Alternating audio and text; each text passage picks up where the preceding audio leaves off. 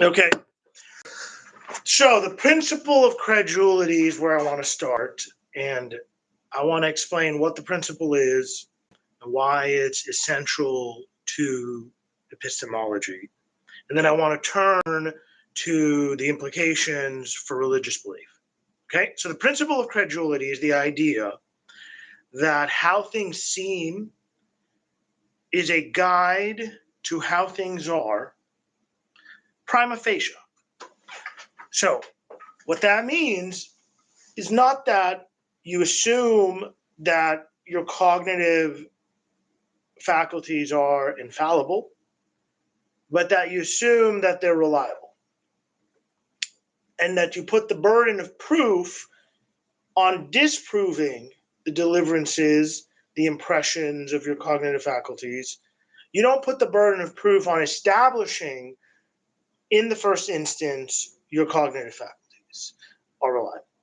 Okay? So, taking how things seem as a guide to how things are is essential if you're going to have any knowledge, right? So, if you think that you know anything, it's got to be the case that how things seem is a guide to how things are. And I'm going to walk through a couple examples of what I would call paradigm cases of knowledge, right? Pre-theoretical data points where almost all of us agree that we have knowledge. And so what I want to show is that if these items of knowledge are indeed real, well, the only way that they're going to be real is if the principle of credulity is right. Okay, so let's start with perception. Right, so most of us think that we have knowledge of the external world, right? So, I have a hand right here. How do I prove that, right? Well, it seems to me that I have a hand, and prima facie, therefore, I'm justified in believing that I have a hand, right? So that's the principle of credulity. It says you take your cognitive equipment, you presume that experience is indicative of reality, that your subjective experience is indicative of reality. Now, suppose you say, no, I don't believe that. I'm going to doubt the principle of credulity. I don't trust that my perceptual faculties are reliable. But at that point, well, there's nothing you can do, right? You have no other way of getting to reality other than your perceptual faculties, right? So if you say, look, I'm put perception on trial, put it to the side, don't assume the perception is reliable, prove to me that my beliefs about the external world are reliable. Well, you can't, because you don't have any other way of getting at the external world, right? Your cognitive equipment is all you've got. So you're going to wax skeptical as to your cognitive, that's who you are as your cognitive. You can't get outside of yourself, right? And even if we were to posit, that somebody somehow gave you an additional, right, perceptual faculty, well, the same issue would arise there, right? You say, well, I don't trust this one. Give me another one so I can evaluate this one, and so on and so on, right? At some point, the very nature of having a cognitive faculty is taking its deliverances as prima facie reliable. And so there's a famous example in the literature of a brain in a vat, right? How do you know you're not a brain in a vat? Well, you don't, right? You can't rule that out, or rather, let me put it this way, right? Unless you take the principle of credulity seriously, you can't rule out the brain in the vat, because it's equally possible logically that the brain in the vat example is right. Or take, for example, Descartes' example of the evil demon who's tricking you. I mean, the point that all of these thought experiments have in common is that if you think about it logically, right, if you think inferentially, if you say to yourself, my beliefs about the external world are a hypothesis that I am positing to explain my perceptual observations, Well, that hypothesis, the common sense beliefs, are not established in a definitive, conclusive way by the observations of perception, because there are competing hypotheses that could also explain the data. Ultimately, though, none of us believes in the external world via inferential reasoning. We don't posit that I have a hand because that hypothesis accounts for my experience as of having a hand. No. The sheer experience as of it seeming to me like I have a hand is taken in itself as prima facie evidence that I have a hand. That's it. We don't, actually, a better way to put it is not even that we take it as evidence, but that we treat our prima facie, we treat our experience of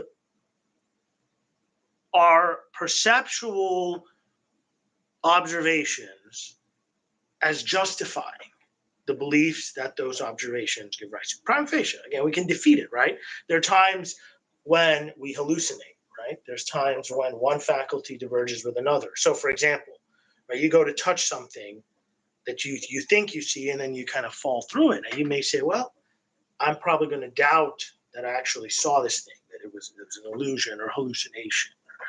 So there's more than prima facie justification. But the point is there any prima facie justification?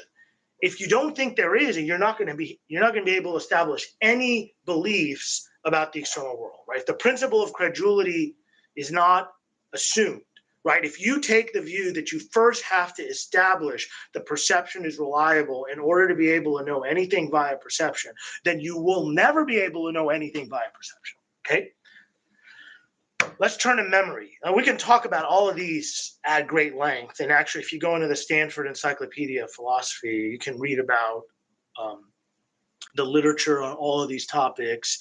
And what you're going to see is a lot more. There's a lot of counterintuitive arguments that I think a lot of us sort of ignore.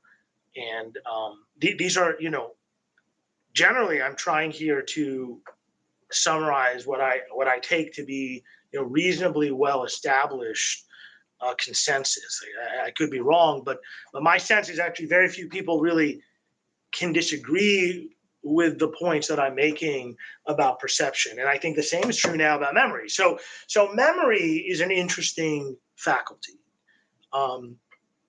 right? Memory is the ability to know certain things about one's past without arriving at that knowledge through inference from perception and reason, right? It's an inherent, irreducible ability to so let's give an example. Let's say you had eggs for breakfast 2 days ago. Okay. Now we can say, what did you eat for breakfast 2 days ago? Oh, I remember eggs, right? You're using your memory, right? You could also go and look in the garbage and see what residue of food there is, or you could look in your dishwasher and see if there's anything in there that will tell you, what you had eaten, right? But you don't need to do that, right? Because you have a capacity to remember. Now let's say, well, I don't trust my memory. Why is that? How do I know there is a thing, a faculty, memory? I don't trust it, right? If you don't, you presume, I'm going to presume my memory is unreliable until I establish that it is, or you're never going to be able to get out of that, right? You'll never be able to have any justification in forming beliefs about your past unless you presume that memory is reliable. And if you look in the philosophical literature about memory, Bertrand Russell has a famous example where he posits that the world just comes into existence 2 seconds ago, right? With the appearances as of the past being the way you remember it. In that case, your memory will be unreliable, right? And so it is, if you're going to treat memory inferentially, right? If you're going to logically ask whether the reliability of memory is a necessary consequence from what you observe and in reasoning from observation. You can't establish memory. So again, you have to essentially rely once again on the principle of credulity. You have to treat your memorial faculty as reliable prima facie, right? So when you think about your past, if you have a feeling, a thought, an experience, a seeming as of a particular proposition about your past being true, well, you're justified. You're prima facie justified in believing that proposition. The same with perception, right? You have an experience as of it seeming to you that you have a hand, that alone, prima facie, justifies you in believing that you have a hand. That's what the principle of credulity, as I'm defending it, suggests. And now the same thing with memory. You have an experience as you think to yourself, well, what did I have for breakfast? This is what I recall. That's enough. You have justification. Now, if sometimes you think about something and you don't have any memorial impression, right? You don't have any recollection. Well, then you don't have any justification, right? Sometimes you look and you don't see something. Then that's it, right? Whether or not there's an experience associated with that faculty will determine whether a particular belief can be justified by relying on that faculty. But the point in both of these is that we're not reasoning to memory. We're presupposing memory. We're not reasoning to perception. We're presupposing perception. We have no choice but to do so. And the principle of credulity is the principle that describes, in my view, what it is that we're basically doing. And what's interesting about memory is you can't even have a debate. People underestimate the role of memory, right? If you and I are having a conversation and we don't presuppose our ability to remember, well, every second, right, we're going to have to refresh ourselves. Well, what did you say 2 minutes ago? What actually was we can't escape it, right? And even if you were to set out to test memory, well, you'd have to remember what you were doing, right? I mean, if memory is not reliable, if you presume that memory is not reliable, well, you can't even undertake to vindicate it, right? Again, it's inescapable. Pure reason. So pure reason is the very plausible faculty that we seem to have by which we can know things like the laws of logic, or we can infer things that seem to follow from just the bare structure, the logical structure of statements. You know, A is taller than B, B is taller than C. Well, therefore A is taller than C. An unmarried man, a bachelor, is unmarried, right? These things are sort of obvious to our mind's eye. Mathematical truths, 2 + 2 = 4. I mean, it's a pretty foundational, right? You can't really reason without relying on reason, right? And you say, well, I don't believe in reason. I doubt reason. Prove it. What are you going to do? How do you get out of reason, right? If you don't apply the principle of credulity to reason, you won't be able to get out of reason, right? You won't be able, because what else are you going to use, right? So if you say, look, I don't trust reason, okay, well, there's nothing we can do, right? And you can't get out of it. What are you going to use? You have no other way of reflecting upon whether or not these propositions that we were discussing, whether or not they're true, except using your pure reason. And now you can try to make an argument using pure reason, right, for why pure reason is unreliable. But again, you're assuming that the deliverances of pure reason are creditable, right? In order to get to the conclusion that pure reason is not creditable, it's unclear that this is coherent, right? It's unclear, and then you can try to say, well, we're going to use pure reason to establish the reliability of pure reason. We can do that. That's at least coherent, right? Circular, but again, it's a virtuous kind of circle. But the deeper point here, though, is that if you know anything via pure reason, it must be because you are allowed, epistemically allowed, right? That it's consistent with knowledge to simply treat your your reasoning faculties as reliable, to treat how things seem as a guide to how things are. And so this is the principle of credulity now kind of applied to pure reason. And it's the same kind of structure. And kind of where I'm going here with this is that we've got these pre-theoretical data points that we all agree on. I mean, very few people are going to say, I don't believe in this. I don't believe I can know anything about the external. And if that's where you are, my argument can't reach you. And I'm not trying to. But what I am trying to say is that if you do accept that we can have reasonable beliefs in these domains, right, that we can have knowledge in these domains, the only way that you can do that is through the principle of credulity.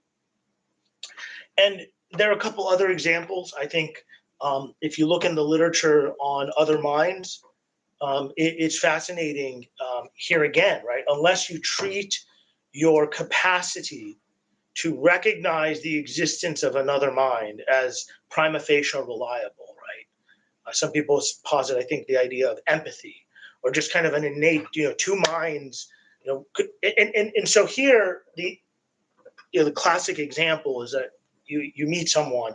It's possible that that person has all the same external manifestations, but then lacks the internal life that your mind has, right? Or that person is essentially, I guess, a zombie, or something that's kind of externally consistent with presenting as if he has a mind, but then the person doesn't have a mind internally. Logically, this is possible. And what this is getting at is that, once again, there are pre-theoretical beliefs that we have about the existence of other minds, that if we were to treat these beliefs as hypotheses, as inferential beliefs, right? Beliefs that we arrive at through reliance on reason and perception, or some other capacity other than the capacity at issue here, the inherent putative capacity to discern other minds, right? You'd not be able to arrive at that knowledge. So if you believe that there are other minds, it again, as with these other domains of knowledge, it really seems that if you have justification in believing other minds, it must be because it is epistemically permissible to treat your perception, your prima facie inclination to affirm the existence of another mind, as a guide to the existence of other mind, right? And then finally, I think morality is another domain that's worth discussing, where most of us believe that there are some moral truths. We may disagree about a lot, but for example, gratuitous cruelty is wrong. Seems to me that this is something I know. This is a morally, this is a proposition that is as real as I have a hand. I don't see any pre-theoretical, intuitive reason to sort of take the view that rape or murder, that there's no moral quality that attaches to those actions. I think we can know that, and we know it directly. We know it. You consider the proposition, right? Oh, gratuitous cruelty, you just can have an experience as of it seeming true to you that gratuitous cruelty is wrong, and that's that. And again, how do you get justification there? Well, it's only because you're assuming, I think, that the principle of credulity applies, right? So your experience upon contemplating a moral proposition, right? That experience is what justifies you. The experience of it as of it seeming true that proposition is true. That experience is what justifies you. And if you doubt and say, well, I don't trust conscience, right? I don't trust that I have innate, a reliable capacity to track the truth value of propositions about moral reality, right? Suppose you doubt. How is anyone going to prove that to you, right? There's no way. Well, because that's the only capacity you have, putative capacity. If you don't trust it, then that's that. There's nothing else we can do, right? You are the bundle of your cognizing capabilities. And if you doubt your cognizing capabilities, which is what it means to deny the principle of credulity, if you put the burden of proof on first establishing that your cognitive abilities are reliable, and until that happens, then I'm not going to trust my cognitive capabilities, you cannot know anything, right? Because at that point, you have nothing to rely on except your cognitive equipment, and you've put those on trial. So you've got to find another way to get at reality, but you can't, right? So it's kind of an incoherent, absurd assumption that there is even a way to rebut the skeptic, right? It's sort of just like thinking, well, then let me get outside of myself and then confirm that what I can know within myself is right. Well, you can't really get out, because even when you get outside of yourself, you're still in yourself, and the same issue would apply there, right? It's nonsense, right? So either the principle of credulity applies, or you can't know anything, or you're screwed, right? And it's possible. And it's, again, my argument is not here intended to establish that we have perceptual knowledge, that we have memorial beliefs that are justified, that we can know things through memory, that pure reason is reliable, that we can know that other minds exist, that moral truths can be justifiable. But what I'm saying is, if you think this, you have to accept the principle of credulity. Okay, so that's kind of part one, is my brief justification of what I would call kind of the conditional thesis, that if we have knowledge of any kind, then the principle of credulity must be right. Now, I want to turn to an interesting application of this principle, which is the basically, what does this principle imply for religious belief?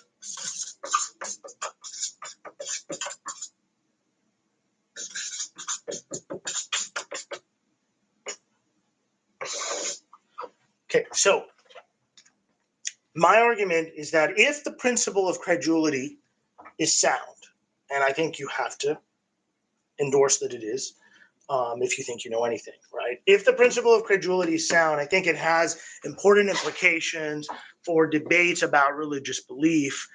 And most fundamentally, it's no longer possible, I think, to assume that if someone is justified in having beliefs about God, religious beliefs of any kind, that person necessarily would have to arrive at that belief through inference, right? Through some kind of reasoning, some kind of perception.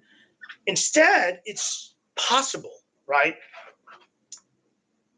that person could simply have a non-inferential belief about ultimate reality, about God, about God's revelation, God's purpose, God's character.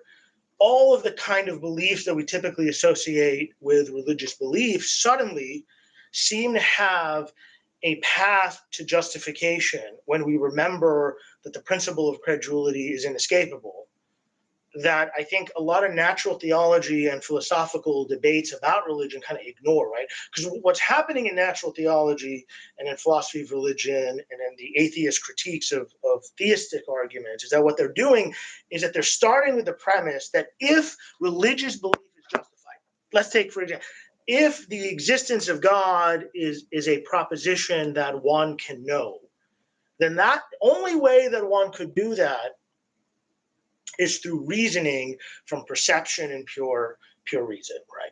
Now, imagine if we did that for perception, right? Or we did that for memory. Well, if you do that for other faculties, right, you can never really justify the faculty without using the faculty, because we typically have one faculty that gets at reality. Sometimes we have multiple, like with perception. We have touch and vision. But if you were to think of perception as a whole, right, there's only one way that we get at that domain.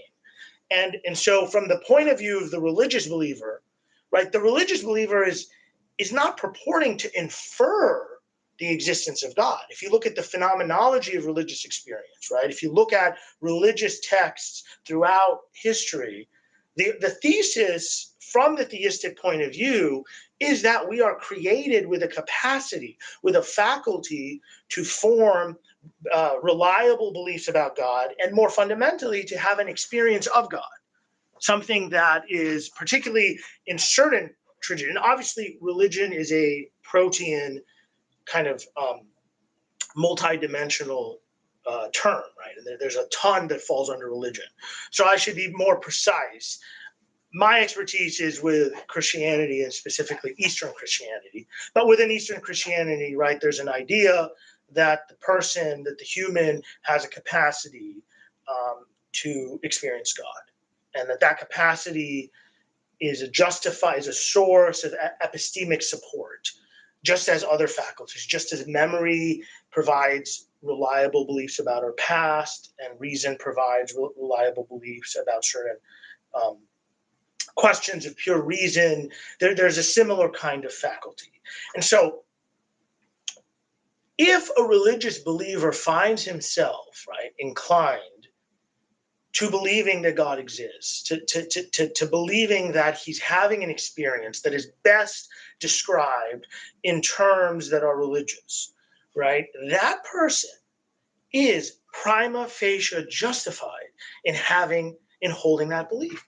And it is certainly possible that that person can have knowledge in that domain without having to justify those beliefs through other faculties, right? So religious belief, and we're going to say immediate,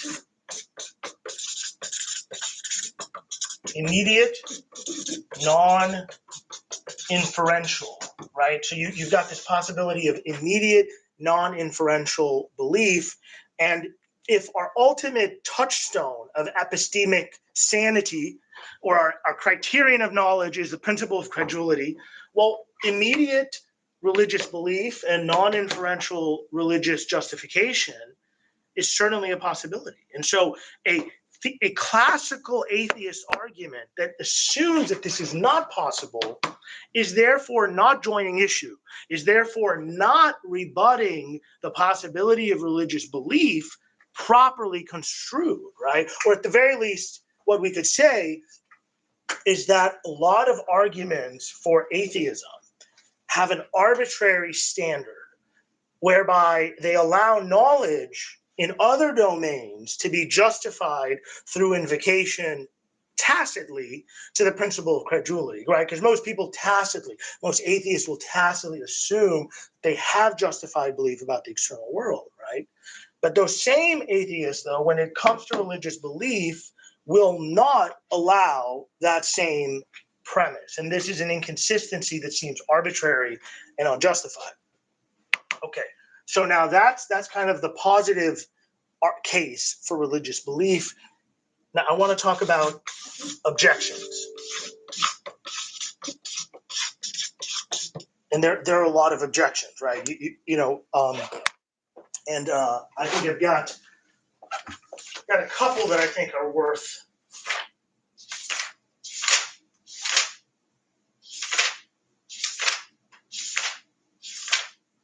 So, I think the first reaction that people have to this is like, whoa, so this means all bets are off, right? Anyone can be justified in believing anything, right? If that person has an experience as of it seeming true to that person that this or that religious proposition is true, right? That's the concern. And kind of to make it concrete is, suppose that there's somebody who's an Oxford-trained classicist and is convinced that all of the gods of the Greek pantheon are real, and this person thinks he has experiences, right, with them. Now, okay, under the principle of credulity, right, that person is prima facie justified.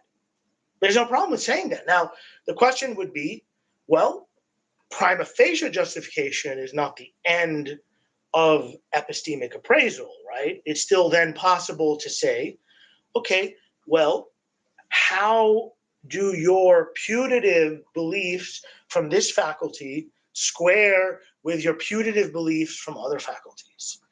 And is there a coherence internally? Is there an external coherence, right? And this is something that is true for any position that anyone takes in any domain, right? And so the sheer fact that the prima facie justification attaches to the crazy classicist, right? The guy's probably crazy, right?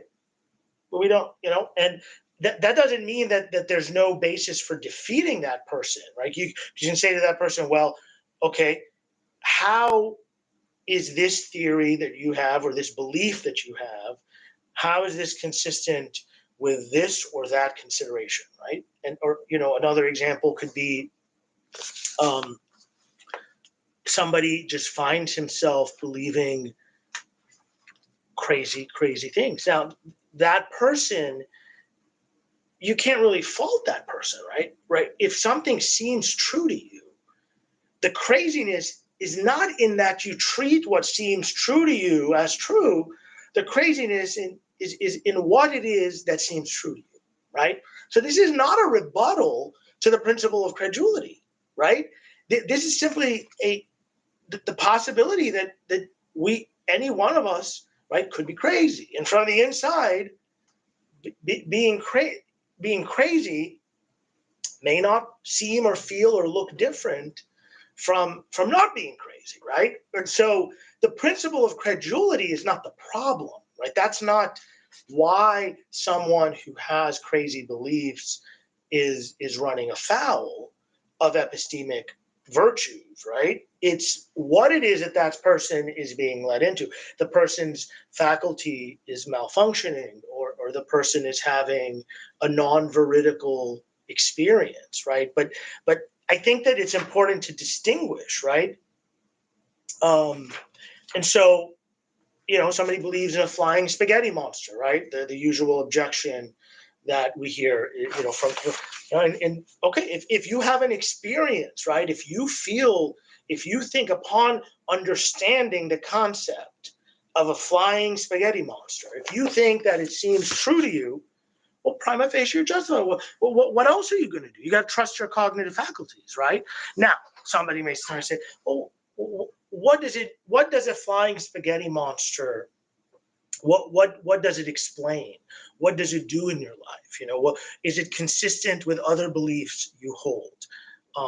And so you can examine the coherence of that view, but ultimately, there's only so much you can say, right? There's only so much you can do.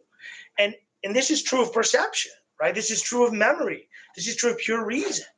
And the fact that it's also true of religious belief, it doesn't really change anything. Now, the other objection, right, is that this is circular, right? So objection one is that, absurdity. Right, absurdity. All absurd beliefs can be justified this way, and this is kind of misleading, right? Because we're talking about prima facie justification, and even a belief that is prima facie justified still has to withstand some scrutiny, right?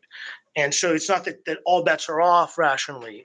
The only question is, where is the burden of proof, right? Or where is the default? Is the default that you trust the way things seem, or is the default that you don't? And I think the default is that you have to be able to trust the way things seem, and that is true even if this means that for certain people, the way things seem to them is crazy, or will seem crazy to us. This is nothing we can do.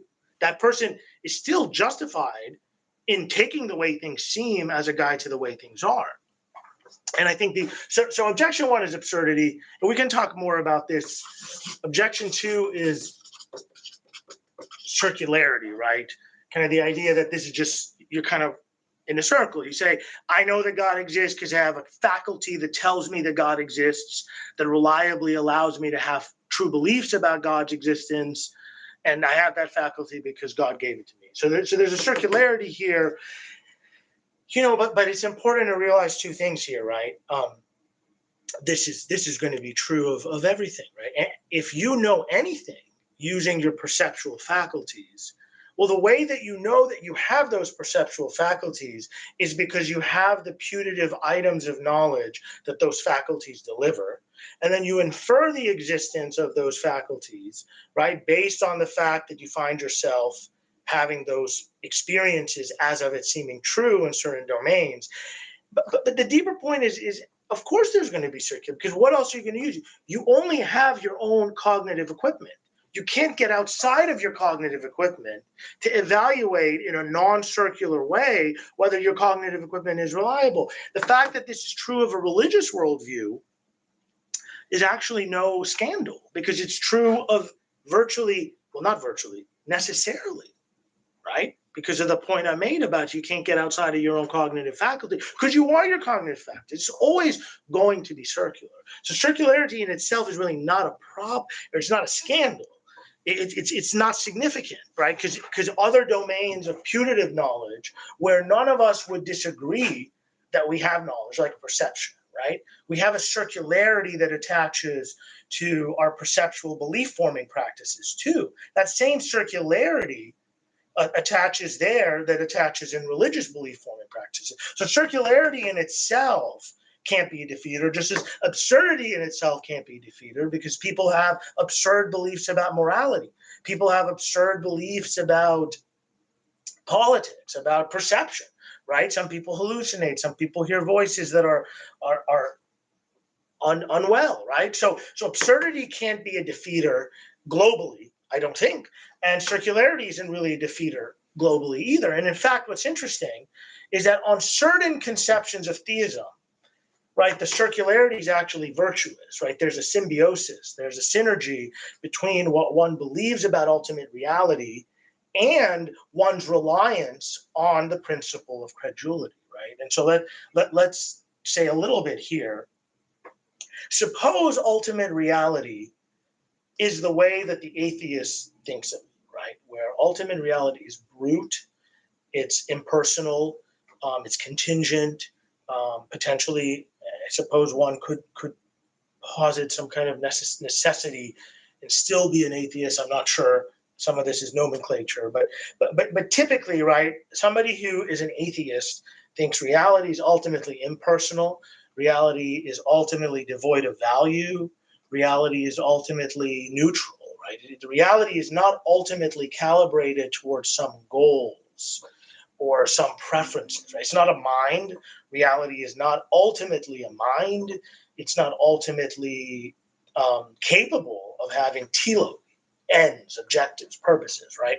Whereas let's say on a theistic worldview, it's possible to think that reality is ultimately calibrated or ultimately characterized so as to have preferences, so as to want us to have true beliefs, so as to have values, to not be value neutral, right, or outcome neutral. So for example, if we go back to some of the domains of knowledge where there's not a lot of debate, right, perception, for example, we say, well, on the hypothesis of theism, you could think of ultimate reality in such a way that the probability of reliable perception goes up conditional on theism versus atheism, right? And the same with respect to morality, pure reason, like our rational faculties being reliable is more probable, arguably, on theism, certain kinds of theism,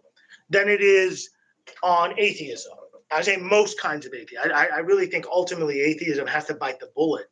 And just to spell this out, the reason why, and to step back a little bit, right? Think about it, right? The principle of credulity is doing most of the work. And so one of the big questions is the principle of credulity more probable on atheism, or is it more probable on theism? Right? If atheism is true and reality is ultimately kind of accidental, right? Reality is ultimately contingent. Reality isn't calibrating your faculties towards truth. If your faculties are reliable, it's an accident. It's an accident in time and space. It's contingent. Whereas on the theistic point of view, right, the probability that the principle of credulity would be sound is higher. Because on the theistic point of view, you at least have the conceptual resources to say that ultimate reality wants you to have true beliefs of these kinds, right? And so what I'm getting at, though, is simply that if you think you have reliable cognitive faculties, there is an argument that it is more probable that what you would need to believe in order to have reliable cognitive faculties is likely given theism than it is given atheism. Because on atheism, ultimately reality is accidental, right? And one of the things about knowledge that's important is that it's non-accidental, right? If you think about the Gettier problem and you think about the literature in epistemology, a lot of what they're getting at is, right, you need true belief, but in addition to true belief, you need to have some confidence that the faculty, the capacity by which the truth is arrived at is not random or accidental, so that you can kind of reiteratively rely on it to deliver truth.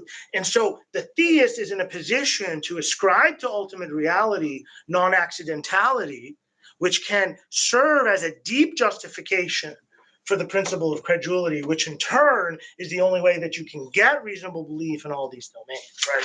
So going back, right, to our objections to the application of the principle of credulity to theism were first absurdity, which we dealt with, and the second circularity, which we just dealt with.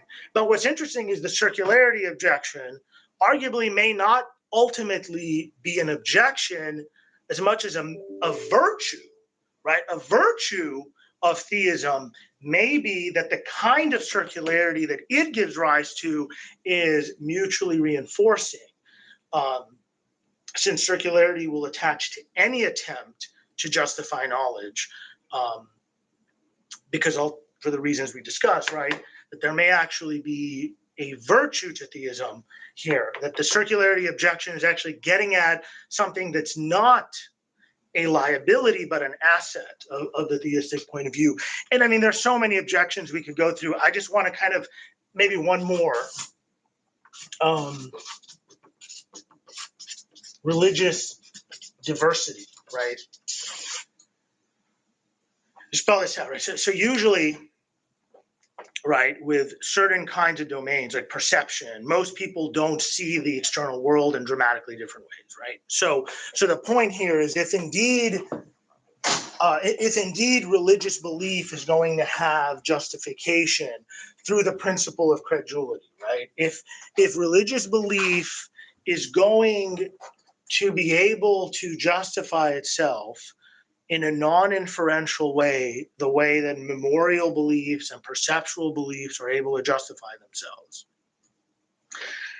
well, then why is it that, unlike those other faculties, there's so much disagreement in variety and diversity with respect to religious belief? Now, I think what I just want to say here is that this objection may or may not really be a meaningful one, right? Because there are a lot of domains where we think that we have reliable faculties. So, for example, morality. Most of us think that even though there's a lot of disagreement over a lot of moral questions, that doesn't mean that I'm not justified in believing rape is wrong. I am justified in believing rape is wrong. And that doesn't matter whether or not other people disagree, right? The sheer fact of divergence in a particular domain doesn't mean we don't have a faculty by which we can obtain truth in that domain, right? So this is true in politics, right? There's a lot of disagreement in politics, political theory, even in the sciences, right? The queen of rational inquiry has a lot of disagreement, right? Most scientists, if you look at the literature on most topics, there's a lot of disagreement. Again, I'm not saying that that's because truth is relative. What I'm saying is the fact that humans diverge in the way that they want to conceptualize and characterize their perception of their religious experience, right? That doesn't mean that they are not having veridical religious experiences. It could also be that one of them is right and all the others are wrong. All of that is possible, right? None of this is a deductive argument. And in fact, if you were to think about it, right, here, as with circularity, the objection may backfire, because it is actually, if the religious or if the theistic view of reality is right, and there is an infinite domain, and there's an infinite mind at the heart of reality, right? Infinite minds, an infinite mind. If there is infinitude, if there's something transcendent, right? Well, it would make sense, actually, that finite attempts at capturing, at describing, would result in divergence. So the existence of religious diversity and disagreement and divergence and dispute in itself is arguably more consistent with what theism would predict, right? If theism were right, this is certainly consistent with what you might expect if you had finite minds trying to think about and conceptualize infinite reality. And so religious diversity is really not a strong argument either, I think. Again, and so to conclude,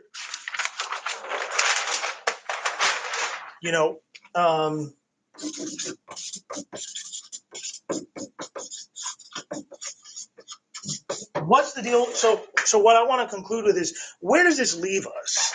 And I think where it leaves us is sort of raising certain questions about what is the value of natural theology, and kind of what I should also call atheology, right? I think, atheology and natural theology, for a very long time, at least since the time, I think, of Anselm, right? There's been this notion that what this debate, what this dialogue is attempting to do is it's attempting to figure out whether religious beliefs can be justified using the ordinary faculties of pure reason and perception, right? And the assumption is that someone who may have a direct experience of God, that person is putting that experience on hold.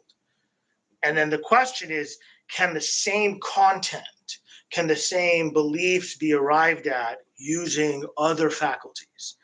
And natural theology is the view that if you look at the observable world and you think about it hard enough, you might be able to infer as a hypothesis the existence of God, right? And then atheology is kind of the argument that you can't, that hypothesis is unsound. And so I think that the point that I want to make here is that if you start with a discussion of epistemology generally, right, what you realize is that if there is knowledge in a particular domain,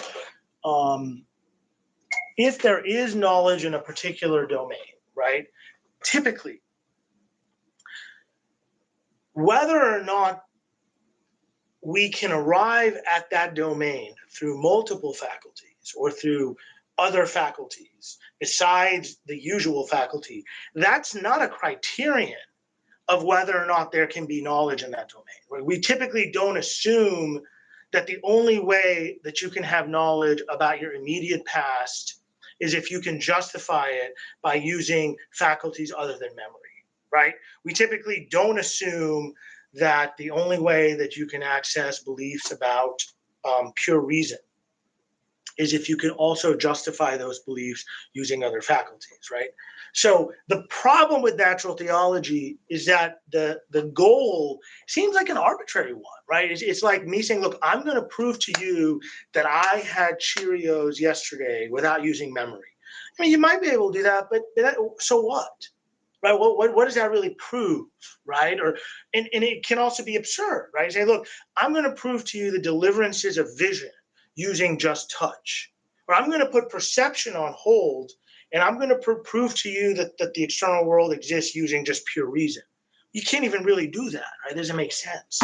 And so this kind of debate between natural theology and atheology is a very strange debate, because you've got one side essentially saying that the way by which the religious believer is purporting to arrive at his religious beliefs is not going to be credited. Okay? And then the other side says, okay, we'll grant you that, and we're going to show you how even without that unique way, you can still arrive at religious belief. And in reality, right, the vast majority of religious believers do not arrive at their religious beliefs through natural theology. So natural theology, even if it's successful, wouldn't really give an account of the justification that most religious believers have, right? The phenomenology of religious belief can't possibly be illuminated by natural theology, right? Because natural theology presupposes what the religious believer, it presupposes the absence of what the religious believer is relying on.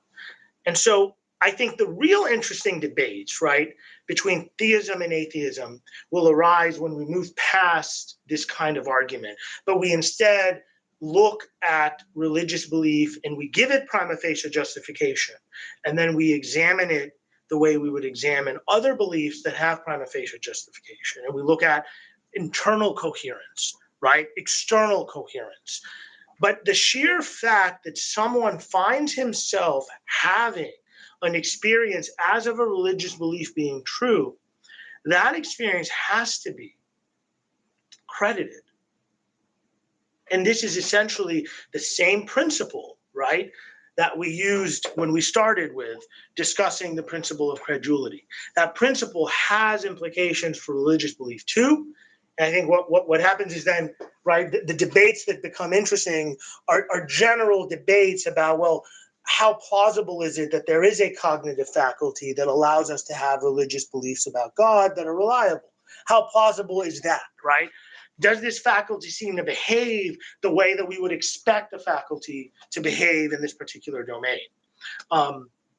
Does this faculty render other, or does the existence of this faculty render other beliefs we hold more likely? Is the existence of this faculty itself rendered probable based on other things that we hold? Are there moral absurdities or logical absurdities? And this is the best we can do, right? But this is what's more interesting than, I think, natural theology versus atheology, right? And so I think we can go on about a lot of these topics. And I think I'll leave it at that with one quick postscript.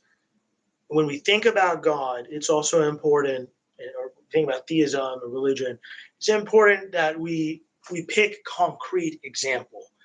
And I think what I'd like to do in later videos is kind of be more concrete. I think I've been painting with a broad brush because I want to make a broad point here, which is really that if the principle of credulity is right, and I think that it has to be right if we know anything.